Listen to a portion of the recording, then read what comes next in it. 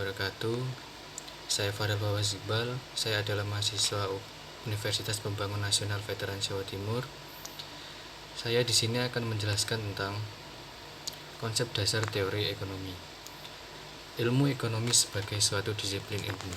Istilah ekonomi berasal dari bahasa Yunani asal kata oikos namos yang artinya manajemen urusan rumah tangga, khususnya penyediaan dan administrasi pendapatan.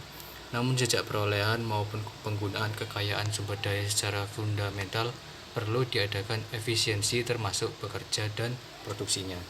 Maka dalam bahasa modern istilah ekonomi tersebut menunjuk terhadap prinsip usaha maupun metode untuk mencapai tujuan dengan alat-alat sesedikit mungkin.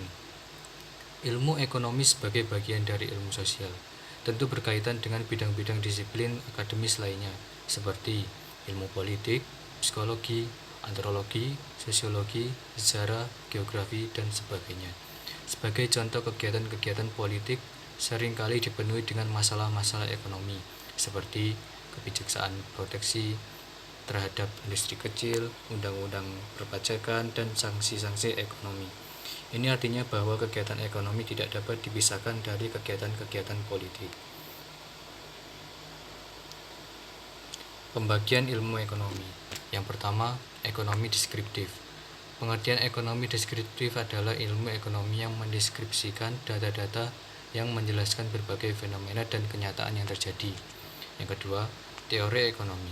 Secara umum, teori ekonomi dibagi menjadi dua jenis, yaitu ekonomi makro dan ekonomi mikro. Keduanya memiliki definisi dan pengertian yang berbeda-beda. Ekonomi makro. Pengertian ekonomi makro merupakan jenis teori ekonomi yang mempelajari mekanisme kerja perekonomian secara keseluruhan. B. Ekonomi mikro. Pengertian ekonomi mikro yaitu macam teori ekonomi yang mempelajari perilaku individu dan rumah tangga produksi atau perusahaan dalam membuat keputusan untuk mengalokasikan sumber daya. Yang ketiga, ekonomi terapan. Pengertian ekonomi terapan adalah cabang ilmu ekonomi yang menggunakan hasil kajian teori ekonomi untuk menjelaskan fakta-fakta yang dikumpulkan ekonomi deskriptif. Selanjutnya, kerangka analisis ekonomi makro. Dua aspek tentang kegiatan perekonomian. Yang pertama, objek perekonomian dan tempat berlakunya kegiatan perekonomian. Yang kedua, pelaku ekonomi dan dalam perekonomian. 4 pasar dalam ekonomi makro. Yang pertama, pasar barang, pasar uang. Yang ketiga, pasar tenaga kerja. 4, pasar luar negeri. Selanjutnya, pelaku ekonomi dalam perekonomian. Yang pertama, rumah tangga. Yang kedua, perusahaan. Yang ketiga, pemerintah. Dan yang keempat, negara-negara lain atau internasional. Selanjutnya, problema dasar ekonomi makro. Masalah jangka pendek atau masalah stabilisasi. Masalah ini berkaitan dengan bagaimana menyetir perekonomian nasional dan dari bulan ke bulan dan triwulan ke triwulan atau dari tahun ke tahun agar terhindar dari 3 penyakit makro utama, yaitu inflasi, pengangguran, dan ketimpangan dalam neraca pembayaran. Masalah jangka panjang atau masalah pertumbuhan. Masalah ini mengenai bagaimana kita menyetir perekonomian kita agar ada keserasian antara pertumbuhan penduduk, pertambahan kapasitas produksi, dan tersedianya dana untuk investasi.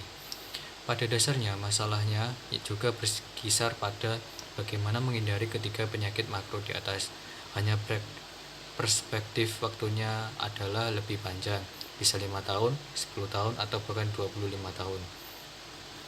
Dalam analisa jangka pendek, faktor-faktor berikut ini kita anggap tidak berubah dan tidak bisa kita ubah. Contohnya, kapasitas total dan perekonomian kita, dan jumlah penduduk dan jurnal angkatan kerja.